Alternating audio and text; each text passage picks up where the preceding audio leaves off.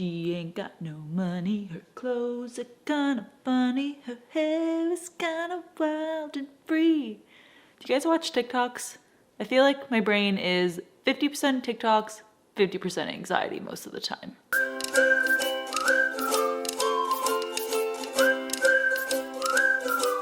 Today is a very exciting day. Today is my 1-year anniversary since starting my debt recovery journey, and it also marks my 1-year anniversary on YouTube. Yay! It's all very exciting, and thank you all for being here, especially those who have been there through my very first videos. And it's so exciting to see this channel grow so much. We are getting very close to being monetized, which would be amazing. So thank you again for all of your support. It honestly means so much to me to read through all of your comments. They're so beautiful, and it really touches me to see all of the different stories and where you all are in your money journey, or just like the kudos of good job, like that gets me through my day. When I started this channel a year ago, I had these grand plans of paying off over $27,000 in credit card debt.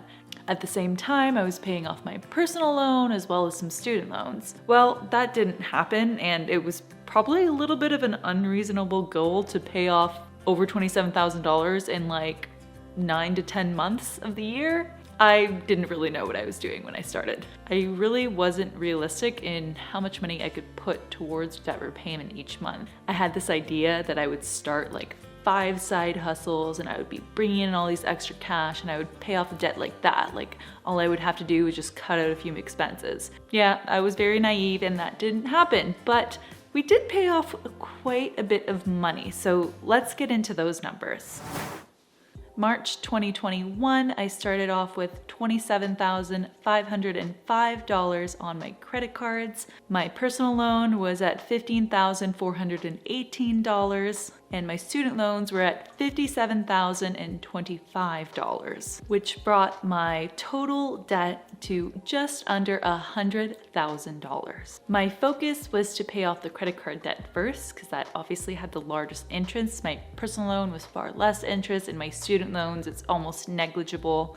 They're only about 2-3% a year. So I kept paying the minimum payments on the personal loan and the student loans, and the main focus was put as much money as I could towards credit cards. In June 2021, the credit card debt was down to $20,937. Then at the 6-month mark, so September 2021, my credit card debt was down to $18,447. And now, a full year later, the credit card debt is down to just over $13,000, so $13,098. My personal loan, which I was only making minimum payments on, is down to $9,602.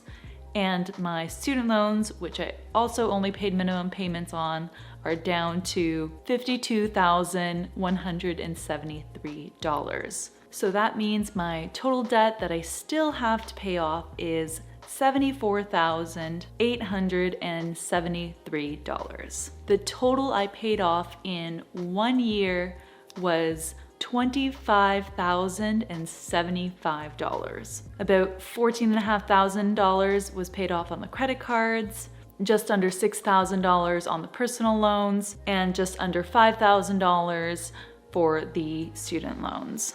So that is actually pretty good. I'm pretty proud of myself for paying off that much. And I think it's tough because even now when I look at the debts, I'm like, how do I still have these? Like, it feels like I'm not making progress. But then when I take a step back and look at the entire year in this way, I realize that actually it's been quite a bit that I've paid off. But I know it's not all thanks to my money managing skills. It was a rough start when I first started paying off my debts. I started by not really having a budget at all. I just figured I would wing it, and hey, you know what? I've moved into a cheaper place. I got rid of my car. I'll just eat out less. No problem. I should be able to do it, right? Well, when I took a look at the end of each month, I think month 1, month 2, month 3, it wasn't going so well. I was still way overspending. I ended up using some savings to try and like make up for the fact that I was overspending. So that's when I realized I really do need a budget.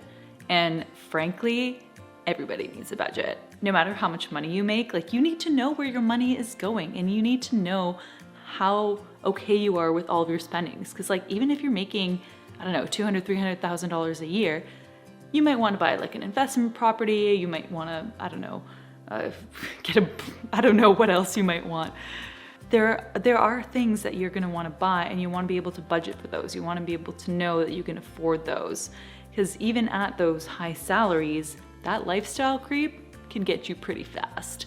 I had to do some serious soul searching and understanding of why I was in this debt in the first place, and how I needed to change my whole mindset of how I was spending. It was really hard to admit that the salary I was making, which is considerably a good salary since I moved to Toronto, was not enough to live the life that I thought I could live. I couldn't have a fancy condo downtown and a car and go out with my friends all the time. Like that was not reasonable at all. So from about the third month onwards, I was pretty strict about my budgeting.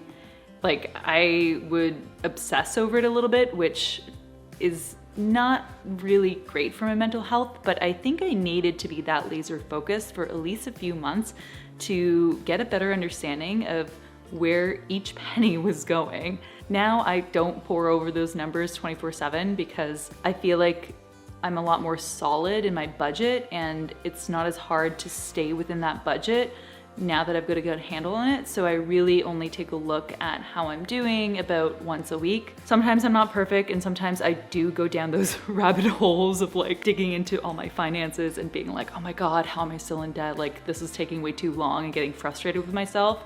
And usually that's where I just have to like close my computer and go for a walk and take my mind off it completely, because I'm just such an impatient person that I'm like, why is this not done yet? But then like today, where we're looking at the whole year, we've actually done pretty well. And I bet a lot of you could do the same thing and realize that you're doing a lot better than you think you are. And if you're not, like I was in those first 3 months, maybe it's time for a little bit of a reality check, or taking a look at what else you can change in your life. I also got really lucky that about 6 months ago, I found a new job that pays very well. Like I have a 6-figure salary, and I'm not saying that to gloat. I'm just admitting that, you know what, I've had a lot easier of a debt recovery journey than I think other people have. If you're living off of minimum wage, like I feel for you, that is so tough.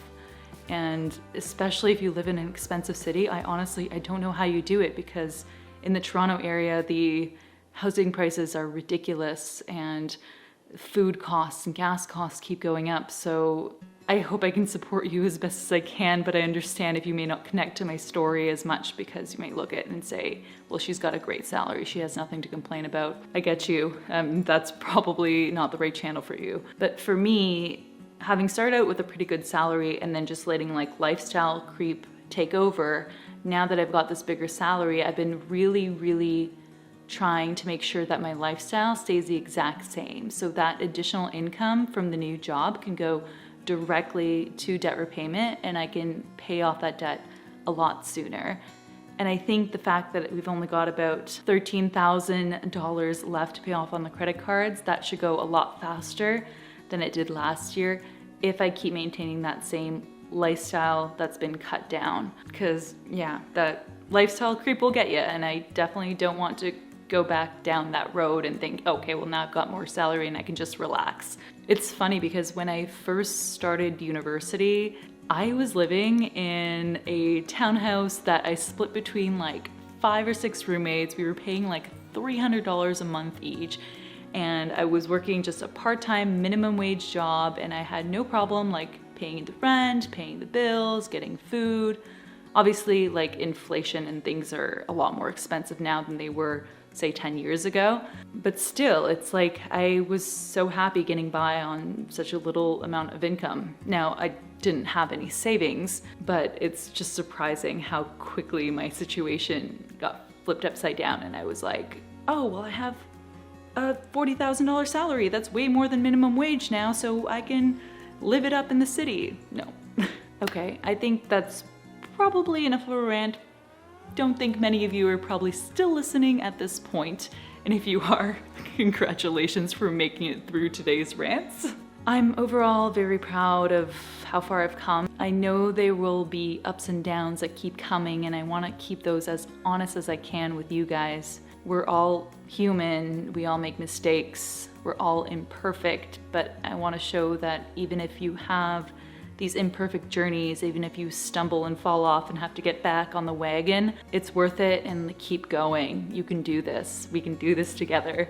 Keep all those stories coming in the comments. I really love reading them and seeing how either similar or totally different our journeys are. And they're all kind of beautiful, right? As maybe that's a weird thing to say that debt is beautiful, but I don't think it's so much the debt that's beautiful, but that shared human experience that's beautiful. On a side note, before I jump off here, like I mentioned in the beginning, we are super close to being monetized here on YouTube, so I was wondering if you guys would be interested in seeing a my first YouTube paycheck video.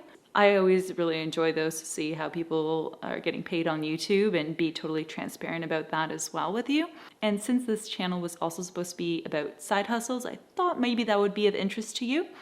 If it's not, let me know as well. If you have other ideas of what you would like to see from me, let me know in the comments. And as always, I will see you next week on Anna Does Money. Peace out, dudes.